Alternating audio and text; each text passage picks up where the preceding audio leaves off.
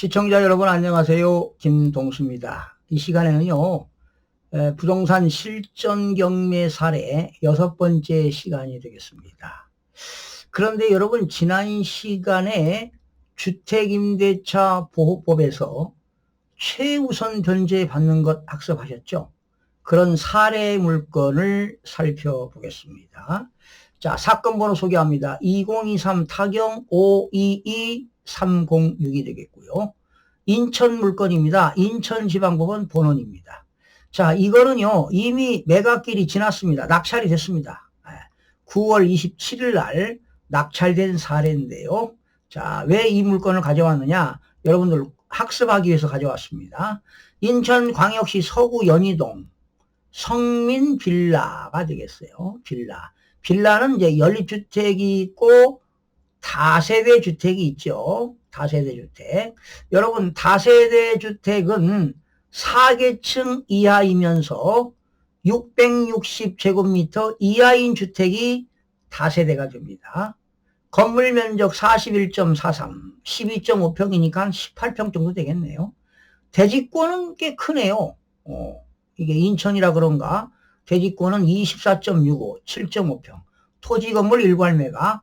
사건 접수는 2023년 6월 21일. 이거는 채권자 주택도시보증공사가 경매를 신청한 날이 되겠습니다. 소유자는 권철승, 채무자는 권철승입니다. 이건 집주인이면서 채무자입니다. 자, 그런데 아주 재밌습니다, 여러분. 입찰은 기일입찰이고요. 감정가는 1억 600입니다. 그런데 지금 인천은요, 한 번 떨어지면은 30%씩 떨어집니다. 30%씩 떨어져요. 그러니까 70% 떨어지고 또 30% 떨어지면 49% 이렇게 떨어집니다. 서울은 저감률이 20%지만 인천은 한 번 유찰되게 되면 30% 떨어집니다. 그래서 지금 49%까지 내려왔네요. 1억 600만 원인데 최저가가 5,194만 원. 그러면 매수 신청 보증금은 10%니까 519만 4천 원인데요. 만 단위로 쓰는 게 좋아요. 그러면 520만 원 쓰면 되겠네요. 자기합수표 520만 원 써, 아니면 자기합수표 한 장 가져가면은 519만 4천 원짜리 자기합수표 한 장 가져가면 되겠습니다. 자, 그런데 지금 1차, 2차, 3차, 4차, 5차, 6차 이렇게 해서 7차까지 나와가지고 5,194만 원이 최저가인데요. 낙찰은 얼마 됐습니까? 6억 3,477만 7,900원에 59.88%로 낙찰이 됐습니다. 입찰인원은 9명이 왔네요. 여러분, 최고가 매수 신고인은 얼마입니까? 6,347만 7,900원이고 여기 1등을 우리는 뭐라고 하느냐? 최고가 매수 신고인이라고 합니다. 최고가 매수 신고인. 그런데 2등을 쓴 사람을 뭐라고 하느냐? 차순위 매수 신고인이라고 합니다. 차순위 매수 신고인이라고 하는데 우리 민사집행법에 의해서 차순위 매수 신고인이 어떤 조건이 충족돼야 되느냐 하는 겁니다. 이 1등으로 낙찰받은 금액에서요, 6,300에서 보증금 519만 4천 원을 뺀 금액입니다.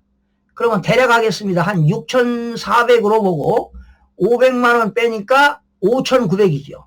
그러니까 1등으로 낙찰받은 금액에서 매수 신청 보증금을 뺀 금액 이상으로 쓴 사람을 우리는 차순위 매수 신고인 충족이 된다고 보는 겁니다. 그러면 이날 여러분 법원에 가시면 아시겠지만 집행관이 차순위 매수 신고 하시겠습니까?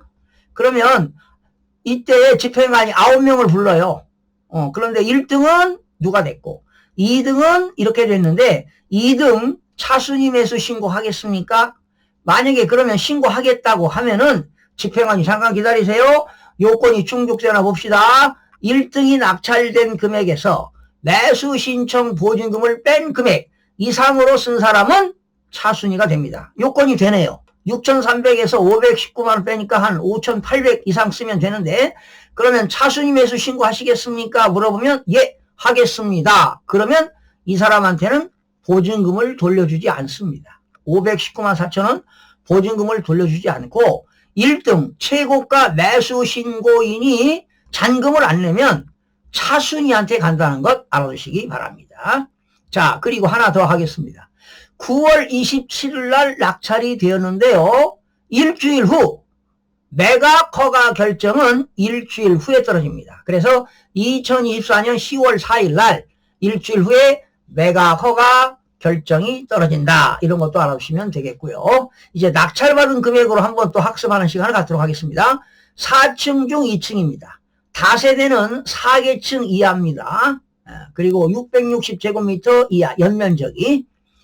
자, 그리고 건물은 감정가가 3,180만원이고 토지가 7,420만원. 땅값이 비싸죠. 자, 그런데 여러분 임차인을 보니까요. 주거용인데 보증금이 9,900이에요. 선순위 임차인 같네요. 여기 대항력이 있다고 하는 것은 선순위 임차인입니다. 언제 전입했나요? 2020년 11월 26일. 확정일자는 11월 5일. 야, 이상하네. 전입일날 확정일자를 봤는데 확정일자가 빠른 경우가 있네요. 이런 경우는 임대보증금, 보증금을 대출받기 위해서는 임대차 계약서 작성하고요. 계약과 동시에 확정일자를 받을 수도 있습니다. 자, 오늘은 새로운 거 학습했네요. 전입일자가 확정일인데 또 확정신고를 늦게 할 수도 있는데 전입하는 날짜보다 확정일자가 빠른 경우도 있구나. 이런 걸 배웠어요, 여러분. 자, 확정일자가 빠른 경우는 이 강진호 씨는 대출을 받기 위해서 이렇게 했습니다. 또 여기 보니까 임차권 등기권, 임차권 등기자 이렇게 했고요. 그리고 임차권 등기는 이제 만기가 되었는데 보증금을 집주인이 안 주니까 법원에다가 임차권 등기 명령을 신청해서 을구에 등기 목적의 주택임차권, 등기 원인은 주택임차권 등기 명령 해가지고 인천지방법원 이렇게 해서 들어갑니다. 자, 그리고 여기 임차인 강진호 씨의 주택도시보증공사가 보증을 쓰고 보증금을 대출해 준 거예요. 빌려준 거예요. 그러니까 지금 결과적으로 주택도시보증공사가 경매 신청인이 된 것입니다. 자, 그러면 약식 등기부를 좀 살펴보겠습니다. 권철승이라는 사람이 소유자인데 2020년 10월 21일 날 9,900에 샀어요. 이거를 강진호 씨한테 9,900에 임대차 계약을 했어요. 언제? 2020년 10월에 했겠네요. 이제 그 당시 집값이 올라갈 때니까 이 사람은 권철승이는 9,900에 샀지만 2020년, 21년 이렇게 집값이 계속 상승하는 추세였기 때문에 9,900에 계약을 하고 들어갔어요. 그런 상태에서 집값이 이제 1억 2천, 1억 5천 이렇게 가니까 주택도시보증공사가 보증서 가지고 임대차 계약을 했어요. 전입일자가 2020년 11월 26일입니다. 날짜를 잘 보세요. 전입일자. 그리고 확정일자는 더 빨라요. 그런데 여러분 등기부를 보니까 압류가 2022년 8월 25일입니다. 압류가 제일로 빠르죠? 이게 말소기준 권리예요. 등기부상의 압류는 어디에 들어가지요? 갑부에 들어갑니다. 압류, 가압류, 저당, 근저당, 담보가 등기, 강제경매, 개시결정, 기입등기, 전세권은 말소기준 권리니까 이 압류가 제일로 빨라요. 세금을 못 냈네요. 평택세무서장이 압류했습니다. 이건 무슨 세금인지 모르겠어요. 아마 사업하니까 소득세라든가 법인이면 법인세라든가 또 부가가치세를 못 낸 것 같네요. 아마 소득세를 못 낸 것 같아요. 그런데 강진호 씨가 9,900에 사는데 보증금 안 주니까 뭐 했나요? 임차권 등기명령 신청했네요. 법원에 가서 주택임차권 등기명령을 신청했어요. 2023년 1월 9일 날. 그리고 누굽니까? 보증공사가, 주택도시보증공사가 강진호 씨 보증을 쓴 거기 때문에 채권자는 이 사람입니다. 결과적으로 주택임차권 등기명령한 이후에 주택도시보증공사가 강제경매를 신청했습니다. 자, 그러면 법률적으로 하자가 있나요? 압류가 말소기준 걸리니까 하나, 둘, 셋! 3건 말소시키면 되겠죠. 자, 그런데 낙찰이 얼마 됐나요, 여러분? 낙찰이 6,347만 7,900원에 낙찰됐어요. 세입자는 얼마에 살고 있어요? 9,900만 원에 살고 있어요, 세입자는. 그렇다면 강진호 씨는 9,900을 다 받을 수가 없어요. 그리고 강진호 씨의 채권자 주택도시보증공사도 채권자지만 9,900만 원인데 다 받을 수가 없어요. 왜? 낙찰된 금액이 이거잖아요. 그런데 여기서 이제 이 경매 사건을 진행하는데 집행 비용이 뭐 한 적게는 뭐 100에서 한 2, 300 들어갔겠죠. 그 집행 비용을 뺀 금액에서 최우선 변제를 받아갈 거 아니에요, 최우선 변제. 그렇죠? 최우선 변제는 언제 기준이라고 그랬죠? 자, 좀 처음 하시는 분들 어려울 거예요. 2022년 8월 25일 기준입니다. 그러면 지난 시간에 주택임대차보호법 실무를 배웠는데요. 이게 인천입니다. 인천은 수도권 정비계획법에 의하여 과밀억제권역에 들어갑니다. 그러면 그 접수일자 압류가 된 것이 언제냐? 2022년 8월 25일이니까 지난 시간에 배웠지만 이분이 낙찰된 금액이 6,300이라고 해요. 그러면 최우선 변제는 얼마를 받을 거냐 하는 거예요. 최우선 변제. 2021년 5월 11일부터 메모해가면서 하세요. 2021년 5월 11일부터 2023년 2월 20일까지는 인천은 보증금이 1억 3천만 원일 때 4,300만 원을 최우선 변제받을 수 있어요. 그런데 4,300만 원을 최우선 변제받을 수 있는데 배당 금액은 매각대금의 2분의 1 한도라고 그랬습니다. 네.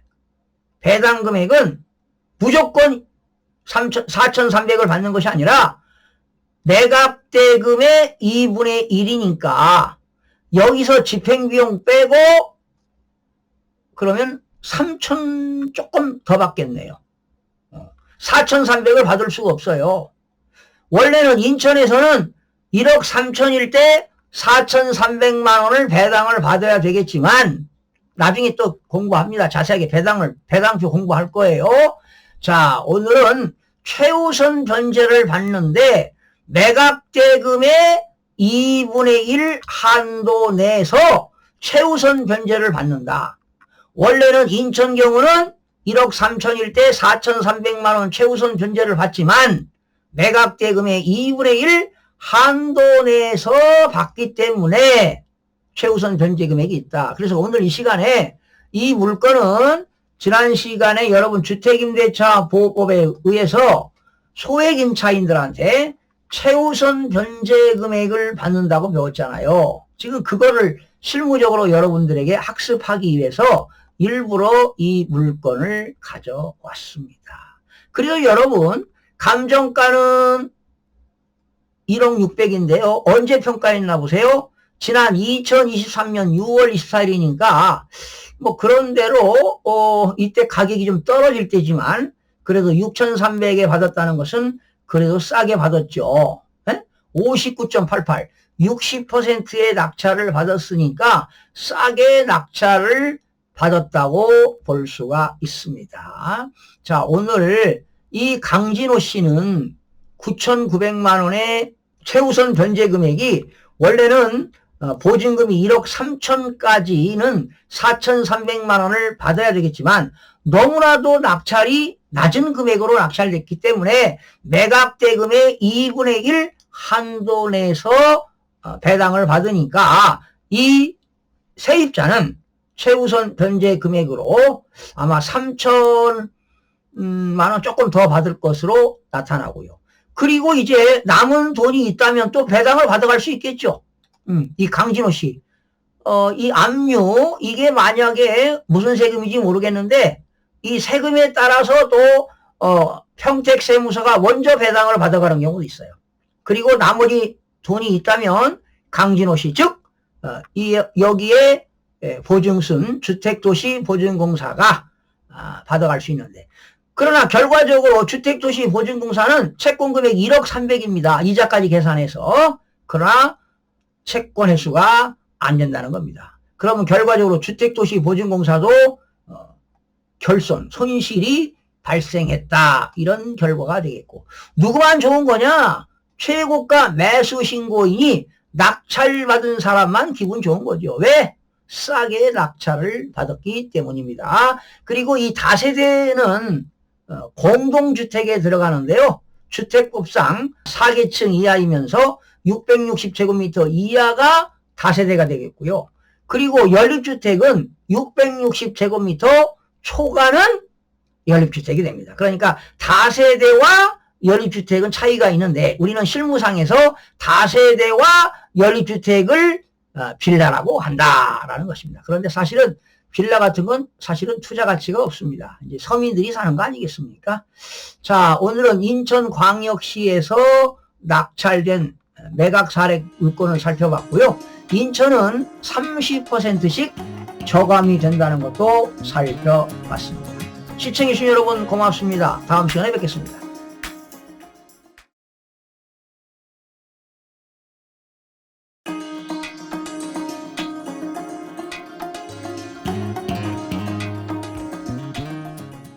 시청자 여러분 안녕하세요. 김동수입니다. 이 시간에는요. 실전 사례를 분석하는데 낙찰된 물건입니다.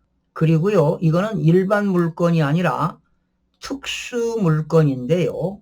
이건 지분 매각 낙찰 사례입니다. 지분 매각입니다. 그러니까 아파트 전체가 나오는 것이 아니라 지분, 예를 들어서 뭐 2분의 1만 나올 수도 있고요.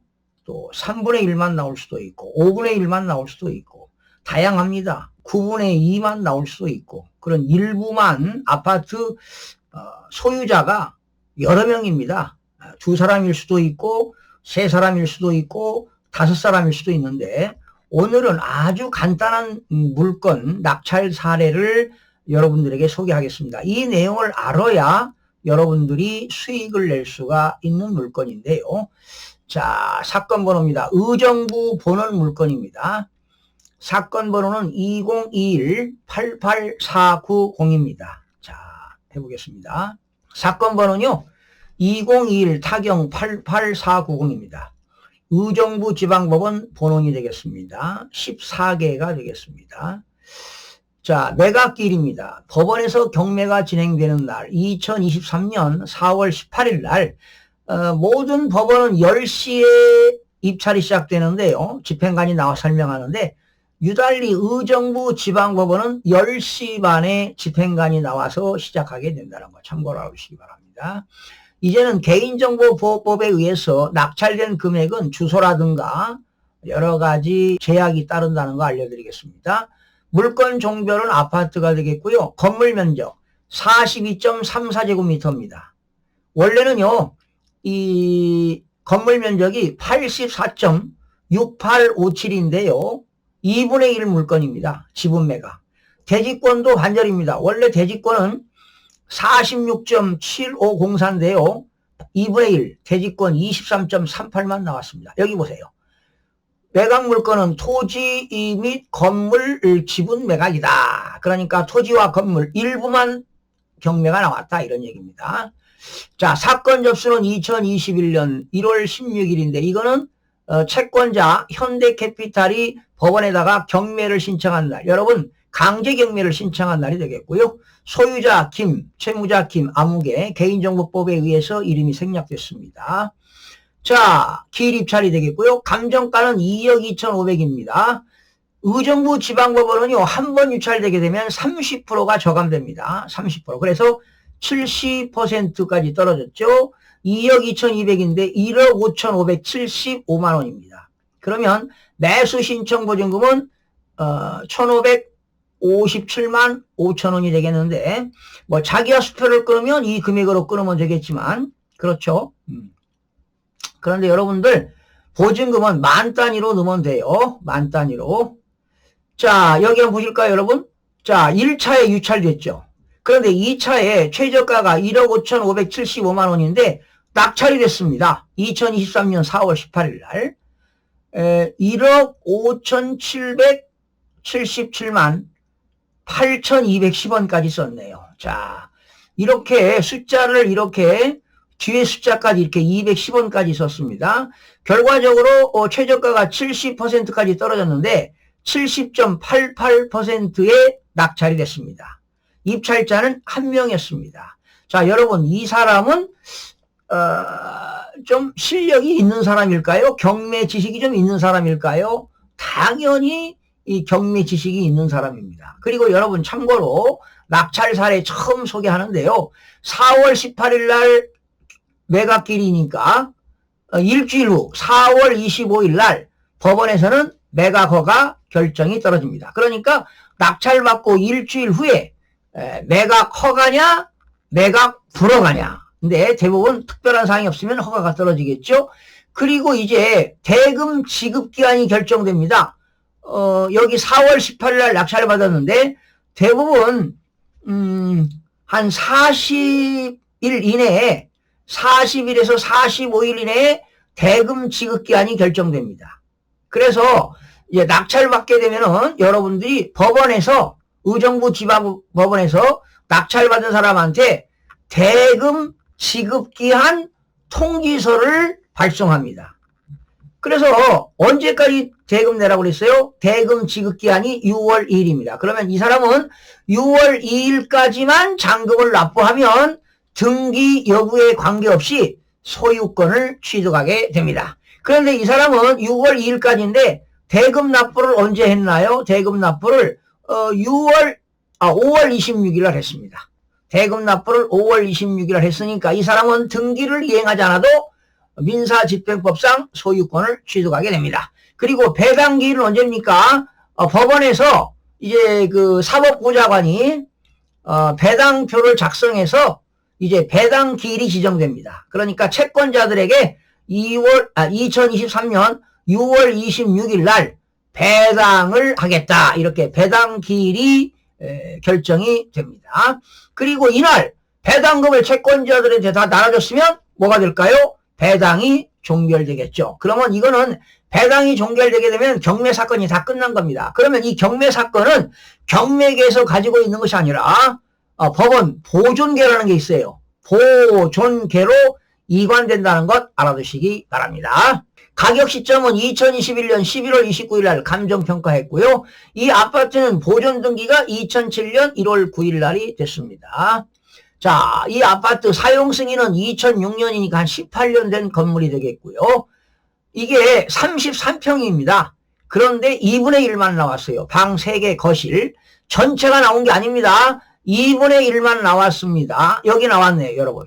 전체 면적은 84.6857 중에서 누구누구 김씨 거 지분 2분의 1 매각. 바로 2분의 1만 경매가 나왔다. 이게 지분 매각이에요. 여러분 대부분 경매 사건에서 2분의 1 경매 나오는 것은 이런 경우입니다. 일반적으로 요즘 부동산을 사게 되면요. 남편 앞으로 소유권을 등기하는 게 아니고 부인 앞으로 소유권 등기하는 게 아니라 대부분 남편 2분의 1, 부인 2분의 1 이렇게 등기합니다. 예. 그래서 등기부를 보시게 되면은 이렇게 나옵니다. 소유권 이전. 목적은 소유권 이전이고 등기 원인은 매매지요. 접수 일자가 나왔고 접수 번호가 나왔죠. 권리자인데 여기 각 2분의 1이라고 하는 것은 약식인데요. 이 집 주소에 등기부를 띄워보면은요. 이게 어느 물건입니까? 어디에 있는 건가요? 의정부시 용현동에 있는 아파트인데요. 등기부를 열람해보면 소유자가 아니라 한 사람이 가지고 있으면 소유자. 부동산 그 등기법 등기 공부하셨죠? 2사람 이상 가지고 있으면 등기부에 공유자 남편 2분의 1 부인 2분의 1 이렇게 됩니다. 그러나 이 사람들이 등기는 2분의 1 쳤지만 자금이 부족해가지고 국민은행에서 근저당 설정해서 돈 빌려왔네요. 그리고 2008년도에 또 국민은행에서 추가 담보대출 받았고요. 또 국민은행에서 담보 제공하고 근저당 설정했습니다. 자, 그런데 이때는 근저당 설정할 때는 남편 것과 부인 거 다 전체를 담보로 제공해서 돈 빌려왔어요. 그런데 여기 김아무개 집은 가압류, 김 누구누구 집은 가압류, 김 누구누구 집은 가압류, 이건 남편 것이 가압류가 된 겁니다. 어디에서? 아주캐피탈에서 가압류했고요. 또 남편의 삼성카드 대금을 못 갚아서 가압류가 됐습니다. 그러다 보니까 또한 현대캐피탈에서요. 현대캐피탈에서 남편 지분 2분의 1이 경매에 나왔어요. 지금 부인권 나온 게 아닙니다. 지금 국민은행의 이자는 잘 갚고 있는데 남편이 지금 자금 상태, 재무 상태가 아주 열악합니다. 카드 대금도 못 갚고요. 현대캐피탈에서 빌려온 돈, 지금 채권 금액이 얼마입니까? 현대캐피탈에서 채권 금액이 지금 1320만 1268원 때문에 강제 경매가 진행이 되고 있습니다. 나머지 이런 것들은 생략하겠습니다. 여러분들에게 실질적으로 그 지분 매각을 설명드리려고 하니까, 자, 그러면 남편이 지금 아주 재무 상태가 열악해요. 그래서 2분의 1이 경매가 나왔어요, 여러분. 이게 지분 매각입니다. 그러면 낙찰자는 이걸 어떻게 해결하느냐? 이제 부인은 빚진 게 없으니까 이 사람이 낙찰받고 어떠한 액션을 취할 거냐 하는 겁니다. 설명을 드려보겠습니다. 아마 이 사람은 이제 소유권 등기하고 부인에게 내용증명을 띄울 겁니다. 제가 남편 지분 2분의 1을 낙찰받았는데 내 지분을 부인께서 사가겠습니까? 어떻게 하시겠습니까? 아니면 2분의 1만큼 임료, 집세를 내고 쓰시겠습니까? 그런데 만약에 집세를 낸다면 이들은, 남편과 부인은 선불로 내야 될 거예요. 그런데 지금 남편이 경제 여건이 열악한데 집세를 줄까요? 모르겠어요. 부인이 이 부모님, 그러니까 장인 장모가 좀 경제적인 여력이 있어서 뭐 도와줄 수 있겠죠. 그렇다면 남편 2분의 1 경매 나온 걸 부인이 사갈 수도 있어요. 못 사간다면 집세를 내고 써야 됩니다. 그래서 이런 경우에 이 사람은 낙찰을 받고, 자, 이분하고 협의를 해야 돼요. 협상을 해야 되겠죠? 그런 협상하는 과정은 민법 262조부터 270조까지가 있습니다. 공유에 대한 내용이 나오는데 제가 아마 다음 시간이나 이 물건 두세 개 정도 더 설명드리고, 민법 이 공유 지분 매각을 낙찰받았을 때는 민법 262조부터 270조를 알아야 해결 노하우를 알 수가 있습니다. 그러니까 여러분들이 아무 이유 없이 그냥 2분의 1 낙찰받았다. 이거 어떻게 해결하겠습니까? 이 법률적인 지식이 있고 해결할 수 있는 노하우가 있어야 이런 걸 낙찰받는 거예요. 아마 이분은 혼자 낙찰을 받았는데 잘 해결이 할 거라고 봅니다. 그래서 오늘은 이런 지분 매각인데요. 이거 낙찰받고 해결하는 방법, 그런 노하우를 여러분들이 듣고 이 물건을 분석하면 아주 좋을 것 같아요. 자, 내용증명을 보내면서 어떻게 할 거냐? 협의하자. 내용증명을 보냅니다. 어떻게 하느냐? 이거를 만약에 부인께서 이 물건을 사갈 여유가 없다면 전체를 부동산에 내놔서 매각하자. 그래서 부인 2분의 1, 나 2분의 1 나누자. 이렇게 협상할 수도 있고요. 만약에 협상이 안 되면 이 2분의 1을 낙찰받은 사람이 공유물 분할 청구를 할 수 있어요. 공유물 분할 청구. 법원에다 소송을 제기해서 경매가 나오는 그런 경우가 있는데요. 이런 물건들이 낙찰되는 사례들이 많습니다. 그래서 오늘부터 한 여러 가지 지분 매각 물건을 다양하게 분석하는데 뭐 지분 매각이 2, 3천만 원짜리 나오는 경우도 있어요. 상속인들이 여러 명인데 그 상속인 중에서 한 명이 빚을 져가지고 뭐 9분의 2가 나오는 경우도 있고 11분의 2가 나오는 경우도 있고 13분의 2가 나오는 경우도 있는데 그런 것들은 낙찰 금액이 아주 적지요. 소액으로 투자해서 수익을 낼 수 있는 방법들이 다양하게 나올 수가 있습니다. 그래서 여러분들이 아마 이런 내용을 좀 알면 많은 도움이 될 겁니다. 그리고 여기 보시면 공유자 우선 매수는 1회 한한다. 민사집행법에 의해서 공유자 우선 매수권 제도가 있어요. 이런 제도는 계속 다음 시간에 또 자세하게 설명을 드리도록 하겠습니다. 여러분들 계속 학습하셔야 됩니다. 그러면 엄청난 노하우가 생깁니다. 두세 건 더 설명드리고 민법 262조부터 270조까지 공유에 대한 걸 법률적으로 해설을 해드리도록 하겠습니다.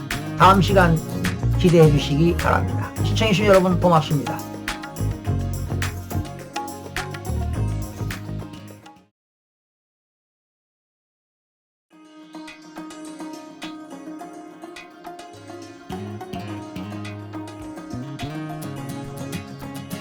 시청자 여러분 안녕하십니까? 김동수입니다.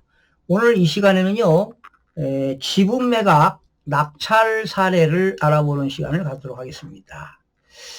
자, 경기도 파주시에 있는 물건인데요. 낙찰된 사례입니다. 낙찰된 사례. 사건 접수는요 5월 9일이 되고요. 이게 채권자가 경매 신청한 날이죠. 소유자, 채무자 한씨입니다. 채권자는 서울보증보험주식회사의 한 사람이니까 채권자가 2명이네요. 자, 감정가가 3,900입니다. 왜 이렇게 적을까요? 지분이 나왔기 때문에 그렇습니다. 이 아파트 전체가 나온 게 아니라 지분이 나왔고요. 여러분, 이 의정부 지방법원 고양지원은요, 30%씩 저감이 됩니다. 한 번 떨어질 때마다 30%씩 저감되기 때문에 지금 49%까지 떨어졌습니다. 자, 1차 가격 3,900인데요. 그리고 2차에 2,700인데 낙찰이 됐다가 누군가가 미납을 했어요. 잔금을 안 냈다는 것이죠. 이렇게 여러분 잔금을 안 내면 다시 경매로 나옵니다. 이걸 우리는 재매각 사건이라고 합니다. 재매각 사건. 이렇게 재매각이 사건이 되게 되면 매수 신청 보증금이 늘어나요. 10%가 아니라 법원마다 달라요. 재매각 사건일 때 보증금이 10%인 법원이 있고요. 또는 20% 또는 30%인데 고양지원은 그 대법원 규칙에 의해서 보증금이 20%입니다. 그러면 최저가 1911만 원에 20%의 보증금을 넣어야 됩니다. 그래서 지금 3차에 유찰돼 가지고 4차에 1911만 원이 나왔는데요. 이 금액만 써도 되는데 2,851만 원에 한 명이 와서 낙찰을 받았네요. 네. 너무 비싸게 받지 않았습니까?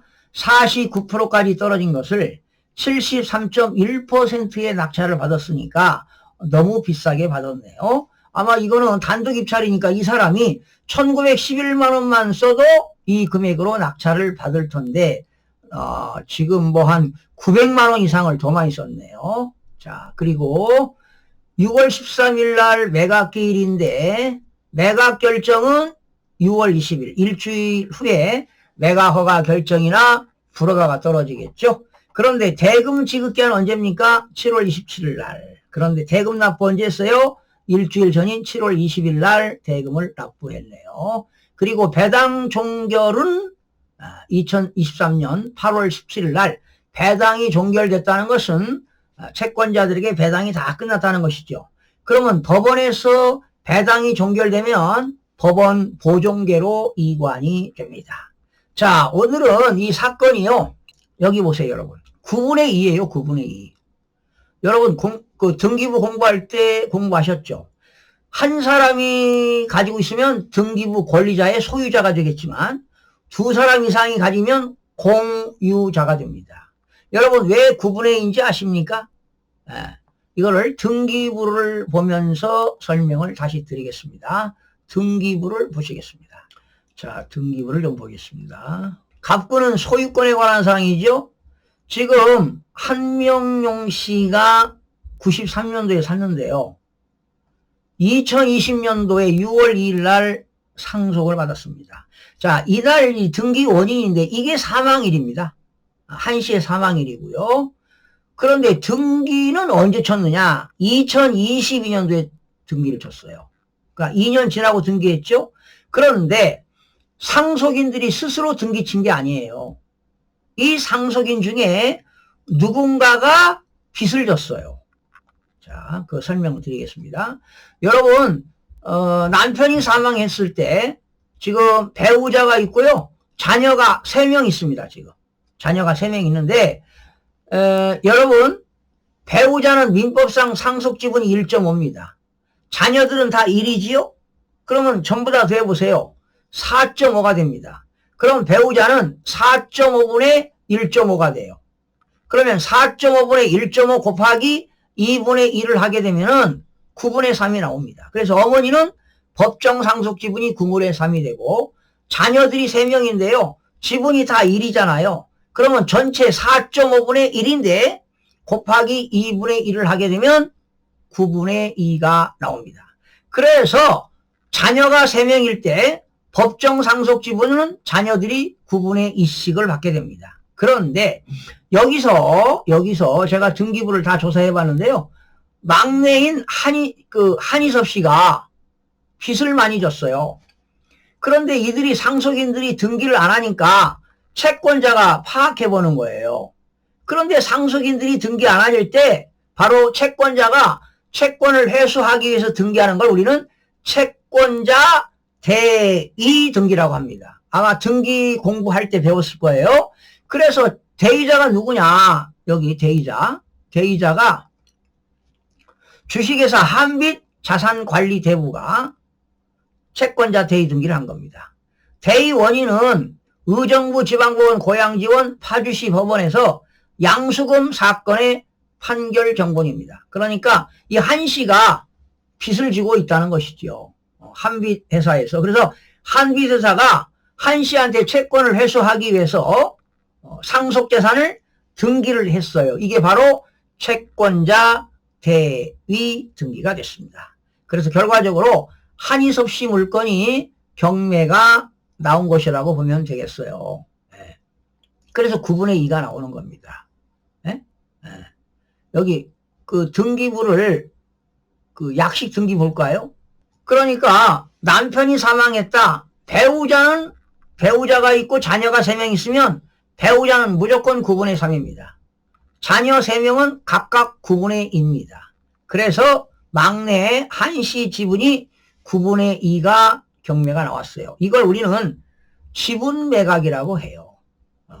그래서 여러분들이 이 지분 매각을 잘 학습하시면 수익을 낼 수 있어요. 만약에 여러분 이분은 지금 큰 수익을 못 내네요. 왜? 너무 비싸게 낙찰받았잖아요. 그쵸?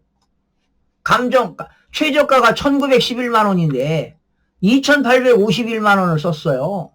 최저가보다 900만 원 이상을 더 썼거든요.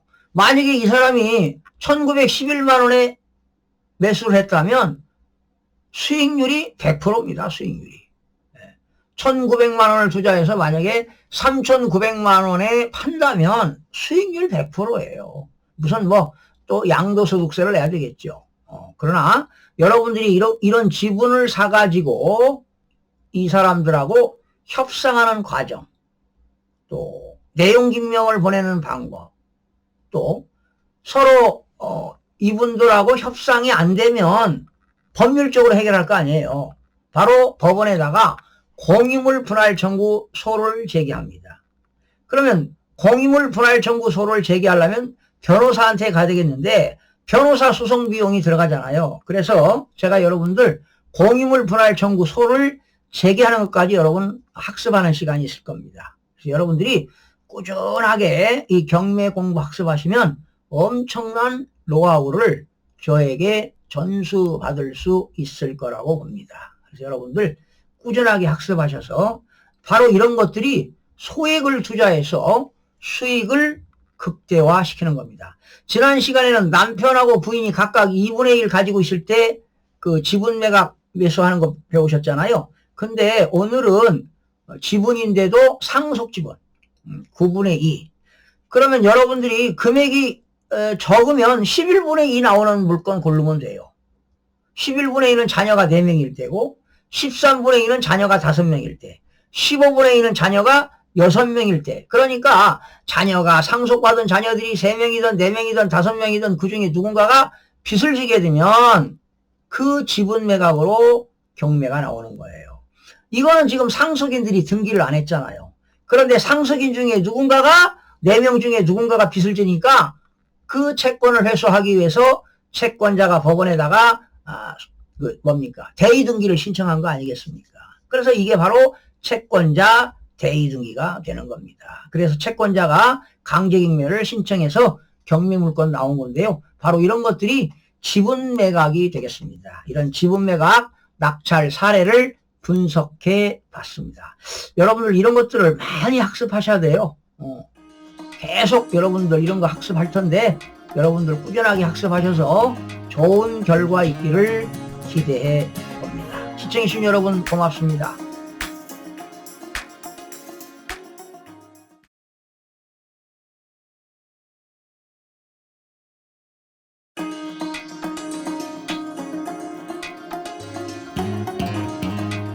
시청자 여러분 안녕하세요. 김동수입니다. 자, 이 시간에도요. 지분 매각, 낙찰 사례 가격을 분석해 보겠는데요. 이미 낙찰된 물건으로 분석해 보겠습니다. 자, 인천광역시 부평구 부평동 유정일 글린타운입니다. 다세대 주택입니다. 빌라 살펴보겠습니다. 역시 토지 및 건물 지분 매각이 되겠습니다. 사건 번호 2022 타경 526387입니다. 인천지방법원에 있는 물건이고요. 지난 2024년 1월 3일 날 매각기일이 잡혔네요. 자, 다세대가 되겠고요. 건물 면적 11.87, 대지권 4.26, 토지 및 건물 지분 매각입니다. 소유자 채무자는 강씨가 되겠고요. 채권자는 동양자산관리 대부회사가 되겠습니다. 감정가는 2,720만 원이고요.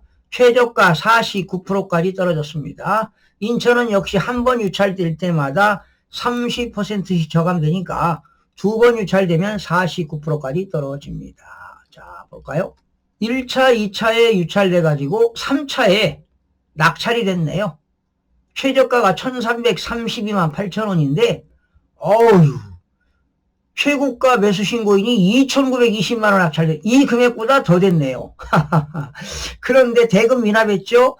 아마 이분은 경매를 잘 모르시는 분 같아요. 내가 볼 때는 차순위는 1,400을 썼잖아요. 그런데 1등 최고가 매수 신고인은 2,900을 썼는데 아마 이분은 지분 매각인지도 모르고 이렇게 싸게 나와가지고 그 경매 그 기본 지식도 없이 그냥 낙찰 받은 것 같아요. 그래서 미납한 거는 야 이거 내가 낙찰 받았는데 잘 받은 거야? 그거 받으면 안 돼. 너무 비싸게 받았다 야 해서 미납이 된 것 같아요. 그래서 다시 나왔지요. 4차에. 최저가가 1,330만 8천 원인데 누군가가 또 낙찰됐어요. 1,730만 원. 야, 4명이 왔네요. 4명이 왔습니다. 그리고 차순위는 1,570만 555원. 이 사람들 다 경매 선수들입니다. 잘 썼네요. 그러니까 지금 감정가 2,700인데요. 1등이 지금 1,730만 원 썼어. 4명이 왔어요. 이렇게 지분 매각에도 4명씩 오는 경우가 있네요. 자, 이분들은 좀 지분 매각에 좀 지식이 있는 사람들 같습니다. 제가 볼 때. 그리고 1월 3일 날 매각일이니까 역시 1월 10일 날 매각허가 결정이 떨어졌죠.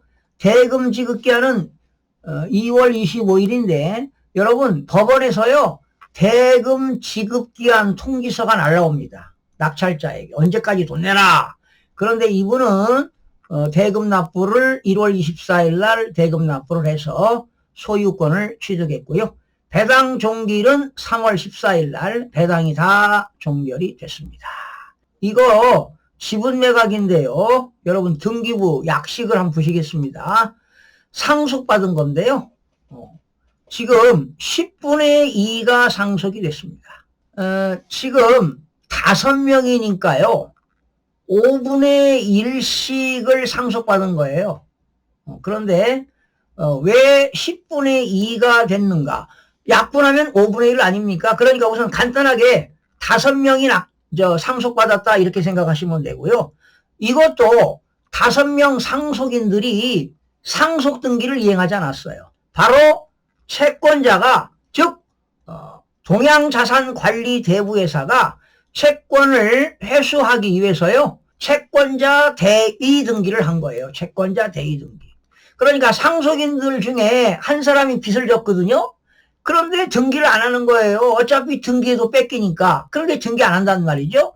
그런데 채권자가 채권을 회수하기 위해서 그 채무자의 재산을 조회해보니까, 법원에 조회해보니까, 재산조회 해보니까 상속을 받았는데 등기를 안 하는 거예요. 이때 채권자가 법원에다가 채권자 대의 등기를 신청해서 상속인들한테 등기를 한 거죠. 그래서 이렇게 강제경매를 신청한 겁니다. 그러면 여러분 강제경매가 나왔기 때문에 이게 말소기준 권리 아닙니까? 등기부상이 제일로 빠른 거, 접수일자가 제일로 빠른 거, 압류, 가압류, 저당, 근저당, 담보가등기, 강제경매, 개시결정, 기입등기, 전세권. 그러니까 이게 말소기준 권리입니다. 그런데 자, 공유자가 5명 있어요. 그렇죠? 5명 중에 한 사람 경매물건 나왔으니까 나머지 공유자들이 공유자 우선 매수를 할 수 있어요. 이 공유자 우선 매수는 민사집행법 140조에 공유자 우선 매수권을 1회 하나요 행사할 수 있다. 그런데 공유자가 우선 매수 신고를 접수했네요. 9월 20일 날 했는데 또 10월 20일 날 기입찰 조서상 우선 매수 신청을 포기했다. 여러분 공유자 우선 매수 신고를 9월 20일 날 했어요. 그럼 날짜 한번 볼까요? 9월 20일을 했다니까요. 여기 9월 6일 날 20일 날 했어요. 그런데 낙찰자가 최저가가 1332만 8천원인데 얼마에 낙찰 받았어요? 2920만 원에 낙찰 주니까 공유자 우선 매수를 포기한 거예요. 너무 비싸니까. 이런 경우도 있을 수가 있어요. 그리고 공유자 우선 매수는요, 공유자가 한 번만 할 수 있어요. 한 번만. 그러니까 신고하지 말고 공유자가 법정에 가는 거예요. 그래서 유찰이 됐다 그러면 그냥 오는 거지. 이렇게 누군가가 낙찰을 받았을 때 1730만 원에 낙찰을 받았을 때 이때 법대에 가가지고 공유자 우선 매수하겠습니다 라고 신분증 가져가고 보증금, 매수신청 보증금 가져가고 내가 공유자를 입증하는 등기사항 전부 증명서 가져가서 공유자 우선 매수 신고하게 되면 낙찰받은 사람은 최고가 매수 신고인은 차순위 매수 신고인으로 탈락금되고 공유자 우선 매수 신고한 사람이 최고가 매수 신고인의 직위를 승계받는 거예요. 그래서 신고하지 말고 법원에 가서 낙찰이 되면 이렇게 우선 신고하면 되는 거예요. 그런데 이분은 지금 너무 비싸게 낙찰되니까 포기한 것 같습니다. 자, 그래서 오늘 또 이런 그 공유자 우선 매수를 한 사건, 이 공유자 우선 매수는요, 민사집행법, 여기 나와 있죠? 여기는 안 나왔는데, 공유자 우선 매수 신고는요, 민사집행법에 의해서 공유자가 우선 매수를 1회 하나여 행사할 수 있다는 것도 알아두시면 되겠습니다. 그리고 이거는 재매각 사건이잖아요. 그렇죠? 재매각 사건이기 때문에 보증금이 얼마입니까, 여러분? 20%잖아요. 법원마다 달라요. 누군가가 낙찰을 받아놓고 대금을 미납했다. 이렇게 대금을 미납하게 되면은 다시 경매 나오니까 이런 것을 우리는 재매각 사건이라고 하는데, 이러한 재매각 사건이 이루어지게 되면 매수 신청 보증금은 10%가 되는 경우도 있고 20% 되는 경우도 있고 30%가 되는 경우도 있는데 여기는 20%를 해야 돼요. 그런데 이걸 모르고 그냥 10%만 되는 경우 있어요. 보통 매수 신청 보증금은 10%잖아요. 그래서 재매각 사건은 경우에 따라서 10%, 20%, 30%가 된다. 이런 내용도 알아두시면 도움이 되겠습니다. 자, 오늘 또 지분 매각을 했는데, 자, 또 전문가 학습을 하려면 이보다 더 깊숙이 또 들어가는 지분 매각 그런 사건들이 많이 있어요. 심도 있게 또 강의를 해드리도록 하겠습니다. 자, 오늘 또 낙찰 사례를 공부해봤고요. 다음 시간에는요, 이 공유자들이 민법 262조부터 270조까지 나오는 공유관계를 실무적으로 학습하는 시간을 갖도록 하겠습니다. 여러분 다음 시간 꼭 기대해 주시기 바랍니다. 시청해 주신 여러분 고맙습니다.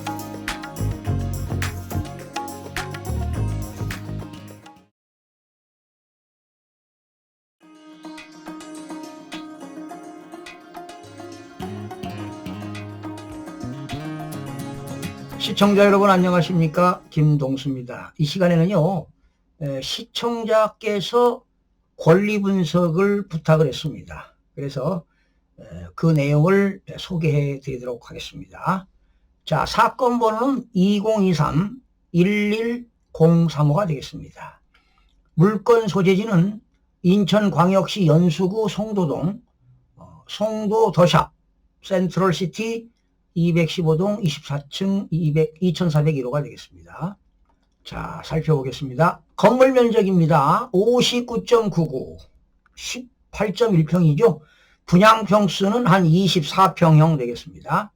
대지권은 28.61, 큰 편이죠. 매각 물건은 토지건물 일괄 매각 되겠고요. 사건 접수는 2023년 8월 3일, 이건 바로 채권자가 법원에다가 경매 신청한 날이 되겠고요. 소유자 전영숙, 채무자 전영숙, 채권자는 달성 대건 신협이 되겠습니다. 감정가는 6억 2,200만 원인데요.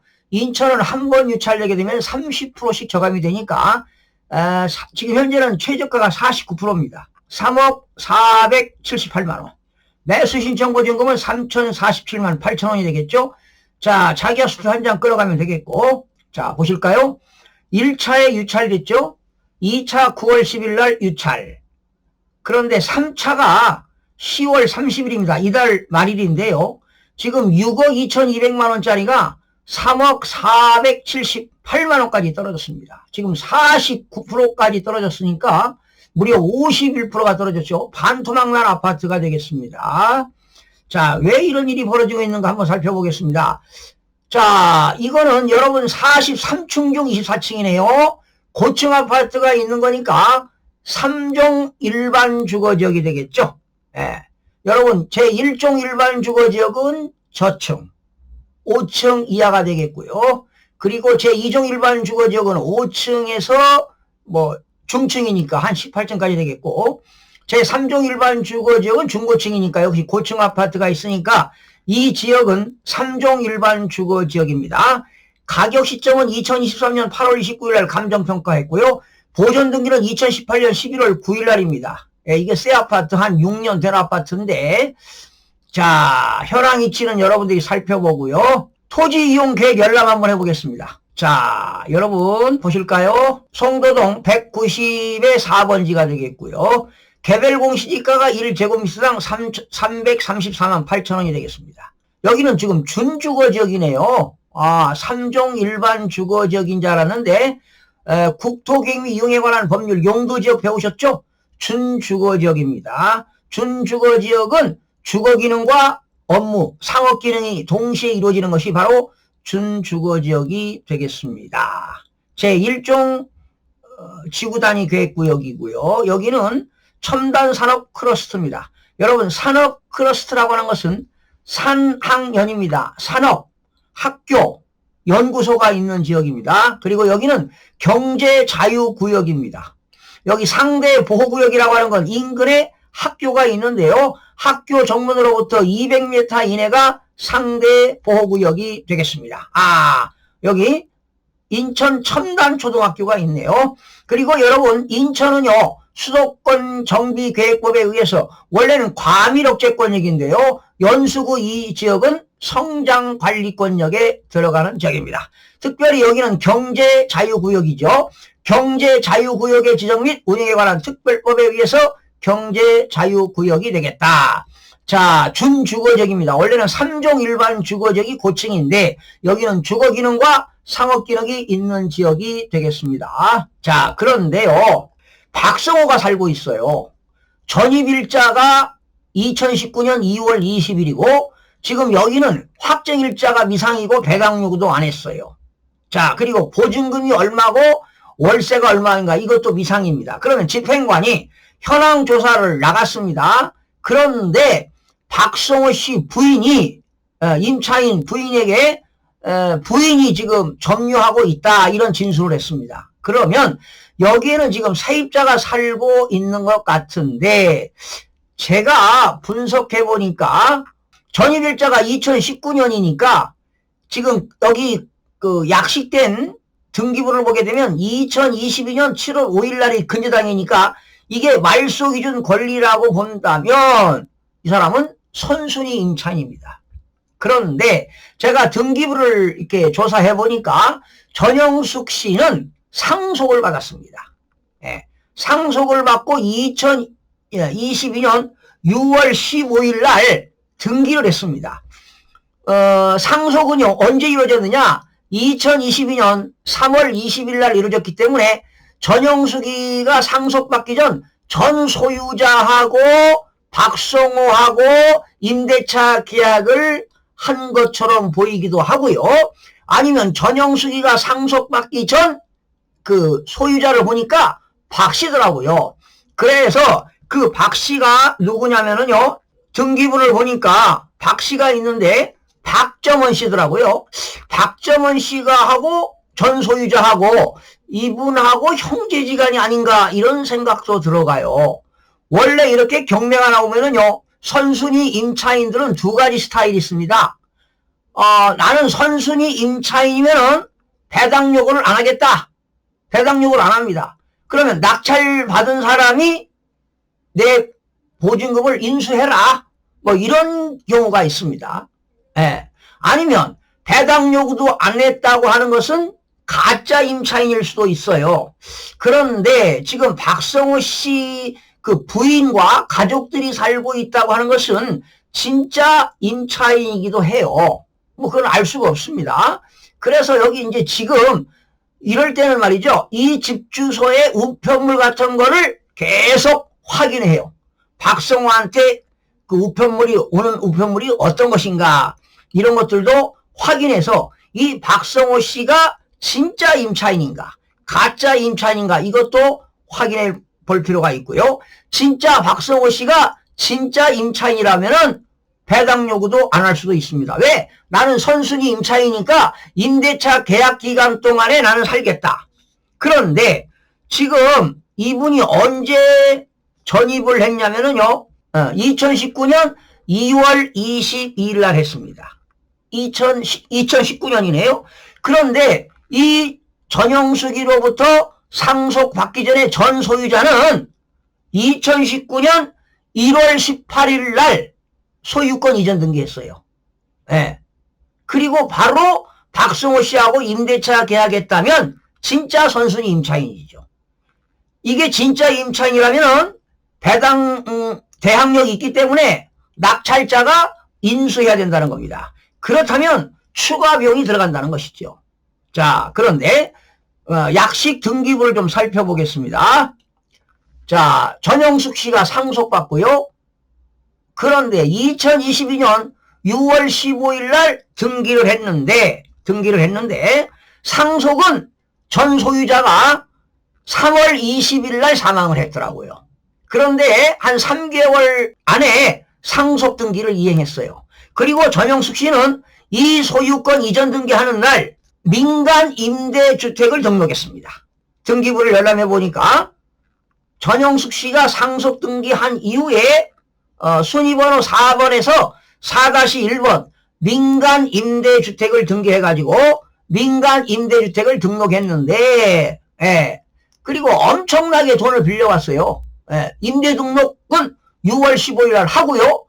달성 대건신협에서 4억 8천만 원 채권 최고액을 빌려왔고 또 그 다음에 개인적으로 김윤건이한테 1억 5천만 원 빌려왔고 이자를 갚지 못하니까 달성 대건신협에서 의무경매를 신청했고 아마 전영숙 씨는 사업하는 사람이기 때문에 창원에 사시더라고요. 집이 주소가. 창원 세무서에서 국가에서 압류당했는데 국세를 못 냈어요. 그러니까 이 국세는 소득세인지 법인세인지 부가가치세인지는 모르겠지만 창원 세무서로부터 압류를 당했습니다. 그러면 법률적으로 하자는 없는데 이거를 낙찰 받았을 때 왜 이렇게 지금 49%까지 떨어졌느냐 하는 겁니다. 6억 2,200인데 지금 3억까지 떨어졌어요. 반절이 떨어졌는데 이걸 만약에 낙찰을 받는다면은 이 박성호 씨가 선순위 임차인이기 때문에 만약에 이 사람이 진짜 이 아파트에서 보증금 2억을 주고 산다면 배당료가 안 했기 때문에 내가 2억을 인수해야 됩니다. 만약에 3억에 산다 그러면 내가 3억을 인수해야 돼요. 그러면 내가 이걸 3억 478만 원의 낙찰을 받는다 하더라도 최저가에 3억의 추가 비용이 들어가니까 이건 리스크가 있는 겁니다. 그러니까 이 박성호가 진짜 임차인인지 전 소유자하고 형제지간인지 이걸 알 수가 없다는 것입니다. 왜? 배당 요구도 안 했기 때문에 그렇습니다. 자, 그래서 이게 숨어 있는 거기 때문에 이런 거 진실을 캐기 위해서는 이 집의 우편물이 누구한테 와 있나? 박성호한테 와 있는데 박성호가 도대체 이 전영숙이가 상속받기 전 소유자하고 진짜 임대차를 했는지 이거는 지금 현재로서는 알 수가 없기 때문에 만약에 선순위 임차인으로서 대항력이 있다면 이걸 인수해야 된다는 겁니다. 왜? 2019년 2월 20일 날 전입 신고했기 때문에 일단은 이길 0시에 대항력이 발생합니다. 2019년 2월 23일 0시에 대항력이 발생하고 여기 확정일자 미상이라고 그랬는데 이거는 배당 요구를 안 했기 때문에 법원에서는 확정일자를 알 수가 없습니다. 그런데 박성호 씨가 진짜로 전입신고했으니까 확정일자를 당일날 받았다면은 우선 면제권 효력이 있습니다. 그러면 낙찰자는 박성호의 보증금을 다 인수해야 되기 때문에 리스크가 있다는 겁니다. 그래서 이거는 보이지 않는 리스크가 있기 때문에 좀 많은 고민을 해봐야 되고요. 함부로 들어가서는 안 됩니다. 자, 그러면 여러분이 만약에 좋아요. 3억 500에 낙찰을 받았다고 한다면 취득세는 얼마냐? 3억 500입니다. 원래 우리나라 지방세법 제10조입니다. 지방세법 제10조에는 취득세의 과세표준 기준은 원칙은 뭐냐? 취득 당시 가액입니다. 그러면 내가 경매로 받은 것이 3억 500이기 때문에 3억 500만 원으로 취득세를 내면 됩니다. 그러면 취득세는 사실상 취득가격이 내가 3억 500이기 때문에 취득세는 1000분의 10입니다. 6억 원 이하는 1000분의 10이 됩니다. 그러나 6억에서 9억까지는 좀 계산 방법이 복잡하고요. 9억 원이 초과되면 순수한 취득세는 1000분의 30, 3%를 냅니다. 그러나 취득세를 낼 때는 농어촌 특별세와 지방교육세를 추가로 납부해야 되겠죠. 신고 납부해야 됩니다. 자, 그런데 만약에 내가 3억 500에 낙찰을 받고 이 임차인에게 추가 보증금이 2억이 들어갔다. 그러면 추가 비용 들어간 것도 취득세 내느냐? 절대 그렇지 않습니다. 내가 법원에서 실질적으로 낙찰받은 금액이 3억 500이라면 3억 500에 대한 취득세, 순수한 취득세는 1000분의 10, 1%만 내면 되는 것입니다. 자, 그리고 문제점이 있을까요? 이 아파트는 지금 전영숙 씨가 상속 등기를 하자마자 민간 임대주택을 등록했습니다. 그래서 등기 목적은 민간 임대주택 등기가 되겠고 등기 원인은 민간 임대주택 등록이 되겠습니다. 그러니까 이 임대주택 등록한 사람은 사실은 처분이 할 수가 없어요. 그런데 부득이하게 지금 달성 대건신협에서 의무경매를 신청했다는 것입니다. 지금 전영숙 씨는 어디 살고 있느냐? 저기 창원시에서 지금 거주하고 있는 분인데, 창원시에 거주하고 있는데 지금 인천에 있는 주택을 상속받아가지고 민간 임대주택을 등록한 상태에서 대출도 받고 돈이 사업자금 모자라서 근저당도 설정하고 또 세금도 창원 세무서에서 세금도 못 내고 지금 이런 상황에서 경매가 나왔는데 법률적으로 하자는 없는데요. 자, 이거 낙찰 받는데 의구심이 들어간다는 겁니다. 선순위 임차인이 있는데 배당 요구를 안 했기 때문에 숨어있는 권리가 있다는 겁니다.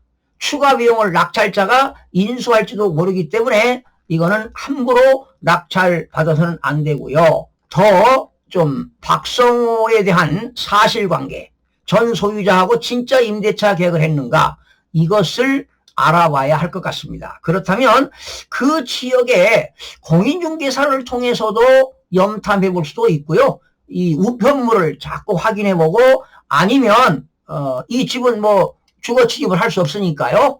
이 24층 2401호에 어떤 분들이 출입하고 있는가 사실관계를 확인한 뒤에 응찰에 임해야 될 것 같습니다. 쉽게 낙찰 받아서는 안 된 물건이라고 보시겠습니다. 안전하지는 않다 이런 생각이 들어갑니다.